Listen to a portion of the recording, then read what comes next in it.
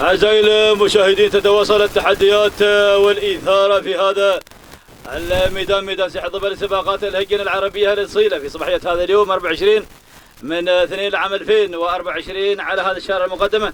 في هذا الميدان يتقدم من سن المشتركات إلى سن الصعوب بأول مشاركات، أول ظهور، أول حضور مع الدانة ونجود والظبي ووهيلة والشواهين والعزوم والشاهينية وأيضا أسماء مميزة. نذهب مع اللي انطلقت بهذه الانطلاقة وجائزة هذا الشوط أيضا سيف ذهبي مقدم لصاحب المركز الأول وكذلك أفضل توقيت. إذا نذهب مع المركز الأول وشواهين حمود بن حميد الهديوي في أولى المراكز بهذه التحديات المثيرة، بينما المركز الثاني وهيلة عبد الله بن عوض الهديوي، والمركز الثالث الدانة محمد بن أحمد الرحبي في أيضا ثالث المراكز. المركز الرابع الظبي نصر بن ناصر الهديوي، والمركز الخامس القدوم مع اللي تحمل رقم 2 نجود ناصر بالعبد الحرسوسي. يكتفي بهذا القدر لكي يعود مع المركز الأول. الله الله الله الله الله، هذه شواهين انطلقت بالمركز الأول بالتحدي الأول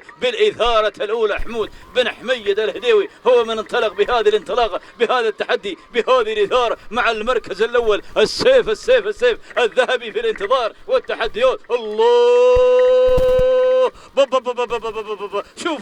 شوفوا أتتنا من حيث لا نعلم، دعناها في المركز السادس وتغير إلى المركز الأول. أشكرك يا الحرسوسي ناصر بن عبد الحرسوسي، ما شاء الله تبارك الله. شوفوا النهاية، شوفوا العروض. الله سق الله دارك يا الحرسوسي على هذا الأداء المثير والنهاية الذهبية مع المركز الأول. تهانينا وناموس ماكن يجود ناصر بن عبد الحرسوسي. المركز الثاني محمود بن حميد الهديوي، تهانينا وناموس. التوقيت دقيقة 37 و13 جزء من الثانية، ما شاء الله. إذا السيف الذهبي يذهب مع نجود وناصر بن عبد الحرسوسي. السلام أيضا للحرسوسي، سلام على هذا الأداء والتوقيت الرائع والممتاز. دقيقة 37 و13 جزء من الثانية. فاجأتنا في الأمتار الأخيرة وقدمت عروض رائعة وممتازة. تهانينا والناموس.